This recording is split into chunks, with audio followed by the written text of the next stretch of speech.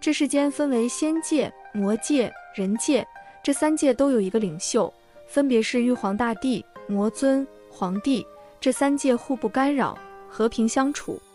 但也会有暗黑势力蠢蠢欲动，想要称霸三界，可终邪不胜正，总会失败。因此这三界又恢复和平。世界上的宗教有很多，佛教、道教、伊斯兰教、基督教等等，但只有道教才是本土的宗教。在道教中，天空是一个很复杂的体系，它将天空分为了36层，而《西游记》中孙悟空大闹天宫中的天宫才只是其中的32层，也就是被玉皇大帝所管辖的。所以我们可以看到玉皇大帝坐在最上面。有言道人外有人，天外有天，天空分为36层，玉皇大帝却只能管32层，那多出来的几层又是谁管呢？其实最上面的是大罗天，他在道教中的地位如道一样至高无上，容纳万物，在道教的概念中如同现在的宇宙一样宽广。而大罗天下面的3层住着的3位大神高于玉帝，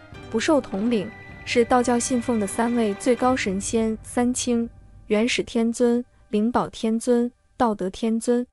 第一位元始天尊，玉清元始天尊在三清中位于尊位，是道教中的地位最高的尊神，他的两边分别是上清灵宝天尊和太清道德天尊。说起元始天尊，很多人都不知道他是谁，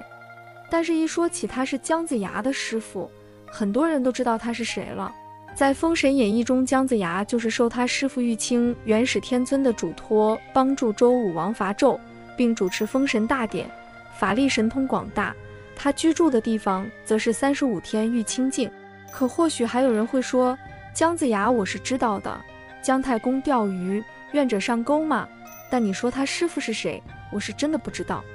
元始天尊全名太上盘古，是天道元始天尊，那就是传说中开天辟地的盘古。盘古生于混沌之间，因忍受不了黑暗，用斧头将其劈开，又怕天地会再次汇合，就用自己身体支撑着。天逐渐变高，地逐渐变厚，盘古是身体也随着天地变高，直到天地真正的分开，盘古也累倒了，他的身体化作了世间的万物，但他的灵魂并没有消散，在世间游历寻找归宿。直到盘古遇到了美貌贞洁的太元圣女，在他仰头呼吸间化作一道清光进入他体内。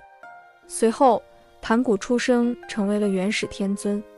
盘古与太元圣女说，我的前身是盘古，现在的称号是元始。元始天尊在道教的地位最高，也是因为他做出的贡献最大，他传授道教，教化众人，也是因为有他才有现在的天地。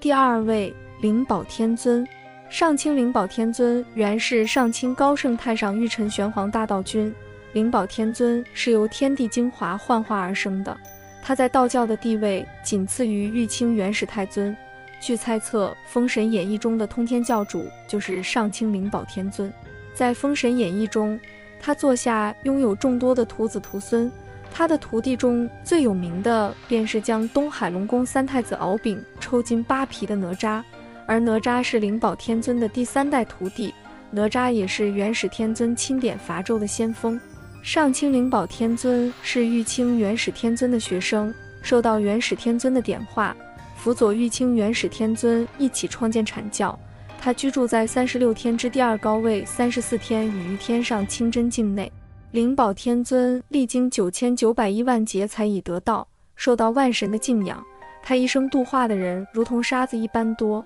每遇到有缘好学之人向他请求解惑，他都会不吝赐教。第3位道德天尊，太清道德天尊就是太上老君，就是道教的创始人老子。老子是太上老君在凡间的化身，而太清道德天尊则居住在33天太清境。相传老子的母亲怀孕72年才生下老子，老子出生带着一头白发，故称为老子。而我们看的很多仙侠电视剧中都会听到急急如律令，太上老君快显灵，里面就是太清道德天尊。在《西游记》中，孙悟空大闹天宫前吃了许多仙丹，在太上老君的炼丹炉了历经749天的炼化，练就了火眼金睛和金刚不坏之身，以至于天庭的很多神仙都奈何不了他。而里面的每天都炼丹的老头，便是太上老君，也是太清道德天尊。太上老君在空闲时间都是以炼丹为主的，